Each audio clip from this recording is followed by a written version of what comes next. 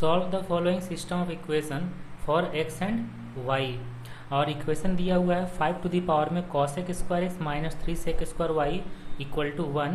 And second equation है 2 to the power में 2 cosec x plus √3 mod of sec Y है equal to 64। ये दोनों का सॉल्यूशन फाइंड करना है, मतलब ऐसा सॉल्यूशन जो दोनों को सेटिस्फाई करना चाहिए। ठीक है, क्योंकि दो इक्वेशन है, इसी बोलते हैं साइमल्टेनियस इक्वेशन, दो इक्वेशन है। तो अब देखो 5 टू द पावर में जो भी लिखा हुआ है इक्वल टू 1 कब होगा? जब 5 के पावर में 0 होगा, है ना। इसका मतलब है कि cosec square x minus 3 sec square Y equal to 0 होगा यहाँ से। तो अब देखो ये इसको लिख सकते हैं cosec square x equal to 3 sec square Y. ठीक, ये एक इक्वेशन हो गया। और अगर यहाँ पे हम लोग डिवाइड करेंगे, सेक स्क्वायर को लिख देंगे 1 बाई कॉस स्क्वायर वाई और cosec स्क्वायर को लिख देंगे 1 बाई साइन स्क्वायर वाई। तो ये अब बन जाएगा cos square Y equal to 3 sine square Y, इतना होगा। तो ये तो हो गया। चलो इसको इक्वेशन 1 मान लेते हैं, इसको या फिर इसको, कोई भी काम आ सकता है आगे। तो इसके बाद सेकेंड वाला देखो, 2 के पावर कितना करें तो 64 होगा। 64 को 2 के पावर में 6 लिखा जाता है, इसका मतलब 2 का जो पावर है वो इक्वल टू 6 होगा। तो लिख सकते हैं ना 2 cosec x plus √3 mod of sec y equal to 6 हो गया।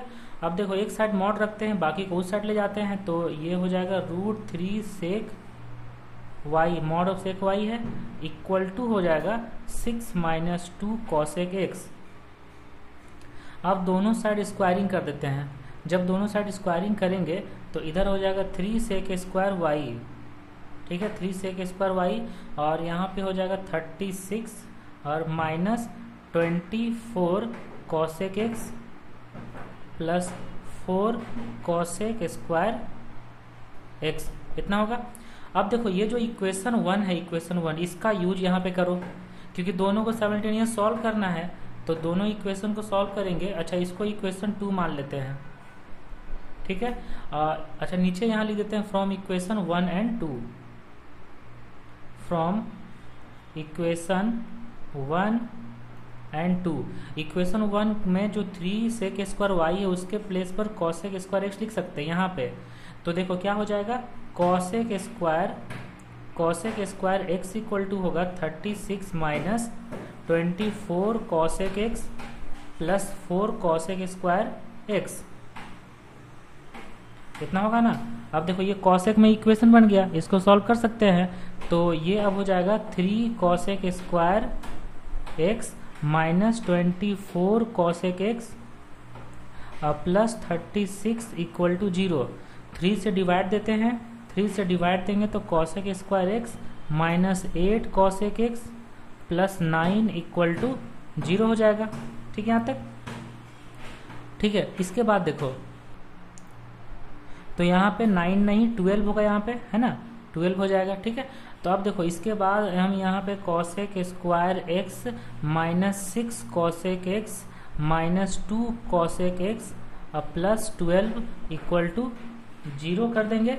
और यहाँ से cosec एक्स अगर कॉमन लेते हैं तो cosec एक्स माइनस 6 होगा, यहाँ माइनस 2 कॉमन लेते हैं तो cosec एक्स माइनस 6 होगा इक्वल टू 0।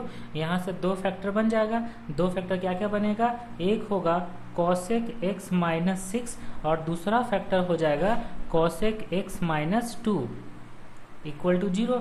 तो cosec एक्स इक्वल टू 6, तो sin एक्स इक्वल टू आ जाएगा 1/6 और क्या बन गया, cosec एक्स इक्वल टू 2, मतलब sin एक्स का जो वैल्यू है वो इक्वल टू आ जाएगा 1/2। ठीक है यहाँ तक। अब देखो ये दोनों जो आया है, ये दोनों पहले देखो कि इक्वेशन 1 इक्वेशन 2 दोनों को सेटिस्फाई करना चाहिए। अब देखो इक्वेशन 1 से ही लाए हैं, ठीक है, तो जो भी आया है वो इक्वेशन इधर कोई इक्वेशन को सेटिस्फाई करना चाहिए। चलो मान लो कि ये इक्वेशन ले लेते हैं, ये वाला इक्वेशन इस इक्वेशन सेटिस्फाई कर रहा है कि नहीं देखो। तो sin x इक्वल टू 1/6 है ना, देखो चेक करो, जब sin x इक्वल टू 1/6 रखेंगे तो sec x का वैल्यू 6 होगा। तो 2 × 6 12, और राइट साइड में 6 है, 6 माइनस 12 जब जाएगा तो -6 हो जाएगा।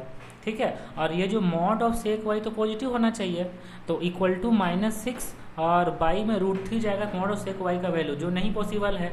जब नहीं पॉसिबल है तो ये जो चीज़ है सेक एक्स इक्वल टू 1/6 ये रिजेक्ट हो गया। रिजेक्ट हो गया, क्यों रिजेक्ट हुआ है लिख देंगे, नॉट सेटिस्फाई इक्वेशन ए को सेटिस्फाई नहीं कर रहा है। अब ये देख लो कि दूसरा वाला इक्वेशन ए को सेटिस्फाई कर रहा है कि नहीं। जब साइन एक्स का वैल्यू 1/2 रखेंगे तो कॉसेक एक्स 2 होगा, 2 × 2 4, और 6 - 4 चला जाएगा तो 2 होगा, तो 2/√3 सही है। Mod of sec y equal 2/√3 हो सकता है। तो साइन एक्स का जो वैल्यू है वो होगा 1/2। जब साइन एक्स का वैल्यू 1/2 है तो यहाँ से सोल्यूशन क्या मिल जाएगा, यहाँ से सोल्यूशन मिल जाएगा x equal to n π plus -1 to the power में n into π/6 where n belongs to integer. तो यही सॉल्यूशन आ गया x का वैल्यू।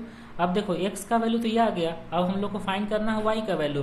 तो x का वैल्यू कहीं पे रखते हैं, कहीं भी इक्वेशन देखो, हाँ ये वाला इक्वेशन b मान लेते हैं। अब यहाँ पे x का वैल्यू रखेंगे, अच्छा यहाँ पे साइन s पर x ना होगा, हाँ ठीक है। तो इक्वेशन b में रखते हैं x का वैल्यू, तो cos square y equal to 3 into sine square x.